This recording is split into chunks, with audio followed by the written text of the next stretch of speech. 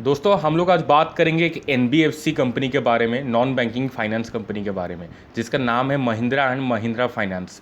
तो इसके ऊपर बात करने से पहले मैं आपको एक चीज़ बता देता हूँ कि जब भी एक हम लोग का कमेंट सेशन में कमेंट आया हुआ था कि रेजिस्टेंस और सपोर्ट लेवल बताने के लिए, तो आपको जो प्राइस लेवल मैं बता रहा हूँ वो आपको आज सपोर्ट और रेजिस्टेंस के हिसाब से आपको रिसीव करना है और उस हिसाब से आपको ट्रेड करना है। तो यहाँ पे हम लोग चलते हैं महिंद्रा एंड महिंद्रा फाइनेंस के ऊपर। तो यहाँ पे जैसे कि आप लोग को मैं दिखाने वाला हूँ इसका फंडामेंटल सबसे पहले। यहाँ पे जैसे कि आप लोगों को पता है ऑलरेडी कि ऑटो और यूटिलिटी व्हीकल्स का और आपका ट्रैक्टर्स का, कार्स और कमर्शियल व्हीकल का ये फाइनेंसिंग सर्विस के ऊपर काम करता है। उसके साथ साथ ये हाउसिंग फाइनेंस और पर्सनल लोन के ऊपर भी काम कर रहा है। तो इसके साथ साथ अगर हम लोग फाइनेंस का कोई भी फिनेंस का जो भी हम लोग कंपनी के ऊपर हम लोग बात करते हैं तो उसका एक बार हम लोग एनपीए देखते हैं। और यहाँ पे कासा रेशियो देखे कोई फ़ायदा नहीं है बिकॉज ये नॉन बैंकिंग फाइनेंस कंपनी है। और इसका जब भी हम लोग नेट एनपीए देखेंगे और ग्रॉस एनपीए देखेंगे तो यहाँ पे हम लोग को दिख जाएगा कि 9.19% आपका एनपीए हुआ है, जो कि लास्ट ईयर 8.17% था। तो ग्रॉस एनपीए थोड़ा सा बढ़ा हुआ है। और उसके हिसाब से देखा जाए तो आपका नेट एनपीए जो है वो घटा हुआ है, जो कि 5.72 और जो कि पहले था 6.27, राइट। तो यहाँ पे ग्रॉस एनपीए बढ़ा हुआ है और नेट एनपीए घटा हुआ है। क्यों हुआ है ये ऑलरेडी आपके साथ मैं बात कर चुका हूँ पहले जितना फिनेंशियल वीडियो है। तो मैं और एक बात बता देता हूँ कि यहाँ पे रिजर्व्स उसका अच्छा है। आपका जो महिंद्रा एंड महिंद्रा फाइनेंस का जो आप लोग का रिजर्व्स देखा जाए तो रिजर्व्स उसका अच्छा है। तो यहाँ पे रिजर्व्स देखने के लिए हम लोग को एक बार जाना पड़ेगा इसका बैलेंस शीट में। तो यहाँ पे आप लोग का जो रिजर्व्स दिखेगा तो यहाँ पे मार्च 2019 में 11,146 करोड़ रुपए का आपका रिजर्व्स दिख जाएगा। फिर यहाँ पे 2020 में आपको 11,846 करोड़ का रिजर्व्स दिख जाएगा। तो अच्छा रिजर्व्स है। तो इसी के कारण इसका नेट एनपीए घटा हुआ है, जो कि एक अच्छी बात है। और यहाँ पे हम लोग फंडामेंटल देखेंगे तो ये 16,000 करोड़ का कंपनी है, जो कि एक मिड कैप कंपनी है। और यहाँ पे अगर आरओसी हम लोग चेक करें तो 9.45% है। और इसका पीयर्स के साथ अगर आप लोग कंपेयर करोगे एनबीएफसी का तो यहाँ पे आप लोग को दिख जाएगा कि Mahindra and Mahindra financial service का यहाँ पे 10.25% on an average from the last 5 years ROC. उसके हिसाब से अगर देखा जाए सबसे हाईएस्ट आप लोग का निकल जाएगा मुथूट फाइनेंस का, राइट, क्योंकि गोल्ड का रेट बढ़ा हुआ है तो उसका आप लोग का आरओसी का भी उसमें रोल रहता है। तो इसीलिए आरओसी उसका बहुत ज़्यादा है। और उसके सेकंड रैंक में अगर आ जाएगा तो एसबीआई कार्ड का आ जाएगा। फिर आपका बजाज फिनसर्व आ जाएगा, बजाज फिनांस आ जाएगा। उसके बाद डायरेक्टली आपका फिर छोला मैन जो भी है, छोला मंडल इन्वेस्टमेंट एंड फाइनेंस जो भी है उसका मेरे को ढंग से याद नहीं आ रहा है। और यहाँ पे महिंद्रा एंड महिंद्रा फाइनेंस का भी 10.28 दिख जाएगा, करेक्ट। तो इसके हिसाब से अगर कंपेयर करोगे तो आपका महिंद्रा एंड महिंद्रा फाइनेंस का थोड़ा सा कम आरओसी दिखेगा, राइट। तो यहाँ पे जब भी हम लोग डेट के ऊपर आते हैं तो डेट यहाँ पे 65,000 का करोड़ का है। और यहाँ पे डेट उतना काम का चीज़ नहीं है बिकॉज फिनेंस कंपनी का काम ही है डेट दे के डेट आपका रिसीव करना, करेक्ट, और लोन दे के उसका उसमें इंटरेस्ट कमाना। तो वो उन लोग का आज एसेट कैलकुलेट किया जाता है। और डेट टू इक्विटी रेशियो भी हम लोग का काम का नहीं है। और यहाँ पे प्लेस परसेंटेज देखा जाए तो यहाँ पे 0% प्लेस्ड है, कोई दिक्कत की बात नहीं है। और प्रोमोटर होल्डिंग 51% है, जो कि एक अच्छी बात है। और यहाँ पे फ्री कैश फ्लो 3 साल का भी नेगेटिव दिख जाएगा और 5 साल का भी नेगेटिव दिख जाएगा। उसका रीज़न आप लोगों को सबको पता है कि फिनेंशियल कंपनी जब भी लोन देता है उसके बाद जो ईएमआई के हिसाब से, इंस्टॉलमेंट के हिसाब से वो पैसा रिसीव करता है। इसीलिए इसका जो भी कैश फ्लो होता है थोड़ा सा नेगेटिव होता है for the short term, correct. और प्रॉफिट लॉस के बात करें तो यहाँ पे नेट प्रॉफिट के हम लोग बात करेंगे आफ्टर टैक्स, करेक्ट। तो यहाँ पे कंसिस्टेंटली ग्रोइंग प्रॉफिट आप लोग को दिख जाएगा, जो कि 1400 करोड़ और लास्ट 12 महीना का दिख जाएगा। और 2020 मार्च में ये 1075 करोड़ का एक प्रॉफिट दर्ज किया हुआ था, जो कि एक अच्छी बात है, कोई दिक्कत की बात नहीं है यहाँ पे। और यहाँ पे जब भी हम लोग यहाँ पे जब भी आरओसी और आरओई देखते हैं तो यहाँ पे हम लोग को उतना ज़्यादा कंक्लूजन नहीं मिल पाता है। तो हम लोग के एक बार टेक्निकल एनालिसिस में जाना पड़ता है, करेक्ट। तो टेक्निकल में जब भी हम लोग जाएंगे 5813 में आप लोग को दिख जाएगा कि लंबा कंसोलिडेशन। और ये कंसोलिडेशन के बाद यहाँ पे हम लोग को किस तरफ का ब्रेकआउट होगा इसको जानने के लिए हम लोग को इसका जस्ट अपर वाला जो टाइम फ्रेम होता है उसमें जाना पड़ेगा, जो कि हम लोग को शो करता है एक अप ट्रेंड, राइट। तो यहाँ पे अच्छा खासा क्रॉसओवर होने के बाद यहाँ पे अप ट्रेंड शो कर रहा है, जो कि एक अच्छी बात है। और ये अप ट्रेंड कंटिन्यू भी करेगा बिकॉज इसके साथ आपका इंटेंसिटी भी जुड़ा हुआ है, राइट। उसके बाद हम लोग अगर 1 मंथ के हिसाब से चार्ट को एनालिसिस करें तो यहाँ पे जितना डाउन ट्रेंड है ये ऑलरेडी ख़त्म होते हुए नज़र आ रहा है और यहाँ पे एक अप मूव दिखाने के लिए स्टॉक कोशिश कर रहा है। तो इसके रीजन के हिसाब से अगर 1 डे के चार्ट के हिसाब से देखोगे तो ये वाला जो कंसोलिडेशन है ये ब्रेकआउट ऊपर की तरफ होगा, मतलब पॉजिटिव की तरफ होगा, करेक्ट। और यहाँ पे अगर मल्टीपैगर पैटर्न हम लोग चेक करें तो यहाँ पे एक रिवर्स ट्रायंगल बनाने के लिए कोशिश किया था, बट यहाँ पे जो कि आपको डेट के हिसाब से बात करें तो 24 फरवरी में ये फिर से नीचे आ गया था, जो कि एक हम लोग का नेगेटिव ट्रेंड है।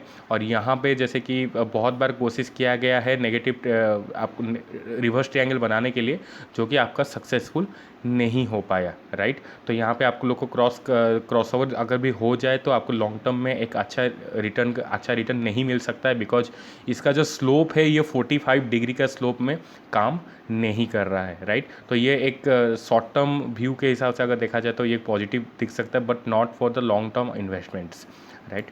तो यहाँ पे अगर हम लोग बात करेंगे हम लोग का सबसे रिलायबल पैटर्न जो कि एक कैंडलस्टिक पैटर्न, तो यहाँ पे आप लोग को यहाँ पे दिख जाएगा कि एक 2 ठो ग्रीन कैंडल बना हुआ है, बट इसी ग्रीन कैंडल के साथ आपका वॉल्यूम सपोर्ट में नहीं है। और इसके साथ अगर हम लोग इस यहाँ पे ड्रॉ करते फिबोनाची, तो यहाँ पे फिबोनाची ड्रॉ करने के बाद हम लोग को क्लियर पिक्चर और मिल जाएगा। और इसका जो हाईएस्ट पॉइंट है वहाँ से मैं ड्रा कर रहा हूँ, लोएस्ट पॉइंट को कनेक्ट कर रहा हूँ सबसे पहले, और इसको मैं एक्सटेंड कर रहा हूँ। करने के बाद आप लोग को दिख जाएगा एक रेंज जो कि 140.84, राइट। तो यहाँ पे कोई रेजिस्टेंस और जो कि आप लोग का सपोर्ट काम नहीं करेगा। यहाँ पे 77 रुपीज़ का एक सपोर्ट है, लेकिन बहुत नीचे है, ये कोई काम का चीज़ नहीं है हम लोग के लिए। यहाँ पे रिसेंट में कोई हम लोग को काम में नहीं आएगा, बट हम लोग का जो रेंज है 116.72 से 140.84 ये हम लोग का काम का चीज़ है। तो यहाँ पे अगर ये वाला जो 140 का जो रेंज है इसको अगर अच्छा वॉल्यूम के साथ तोड़ता है देन हम लोग को एक 160 का लेवल देखने के लिए मिल सकता है। बट अभी तक जितना लग रहा है कि यहाँ पे उतना ज़्यादा फोर्स नहीं है, तो एक बार ये नीचे आने के लिए कोशिश करेगा, फिर कंसोलिडेशन होने के बाद यहाँ पे फिर ब्रेकआउट करने के लिए सोचेगा, जो कि हम लोग का 5813 में हम लोग का 1 डे चार्ट के हिसाब से दिख रहा था, वो यहाँ पर चुकता हो रहा है और यहाँ पर आप लोग का कन्फर्मेशन अच्छे से मिल पा रहा है। तो यहाँ पर एक बार 140 का लेवल को जब भी तोड़ेगा तो एक उसका वॉल्यूम हम लोग को चेक करना है, और यहाँ पर अगर वॉल्यूम अच्छा खासा हम लोग को दिख जाएगा तब 160 का लेवल भी अभी भी टच कर सकता है। बट यहाँ पे अभी के लिए 116 टू 140 रेंज के अंदर ही ट्रेड करने वाला है, करेक्ट। तो ये था हम लोग का कैंडलस्टिक के पैटर्न के बाद। तो इसके बाद हम लोग चलते हैं यहाँ पे जो भी हम लोग का डाइवर्जेंस है, यहाँ पे भी हम लोग को कुछ कंफर्मेशन मिल जाता है। और जैसे कि यहाँ पे आप लोग को दिख जा रहा होगा कि एक लोअर हाई बना हुआ है, करेक्ट। यहाँ पे आप लोग को ये वाला अगर मैं ड्रॉ करता हूँ, ये हो गया लोअर हाई आपका प्राइस सेक्शन में। और वॉल्यूम में अगर हम लोग देखा जाए तो यहाँ पे दिख जाएगा आपको हायर हाई, राइट। तो ये एक बियरिश पैटर्न है, और यहाँ बियरिश पैटर्न के बाद यहाँ पे स्टॉक अच्छा खासा आपको नेगेटिव रिजल्ट भी दिया हुआ है, और थोड़ा सा अगर गिरावट दिखा सकता है, क्योंकि इसका इम्पैक्ट अभी तक ख़त्म नहीं हुआ है। तो थोड़ा सा गिरावट जब भी आ जाएगा तो यहाँ पे जैसे कि हम लोग कैंडलस्टिक में बात किए 116 का लेवल एक बार टच कर सकता है, फिर 116 से ये वाला एक बार उछाल दिखाने के लिए कोशिश कर सकता है। और यहाँ पे जो 5813 में हम लोग देखे थे और एक बार छोटा सा एक कंसोलिडेशन दिखा सकता है, करेक्ट। तो ये हो गया हम लोग का कैंडलस्टिक का बात, राइट।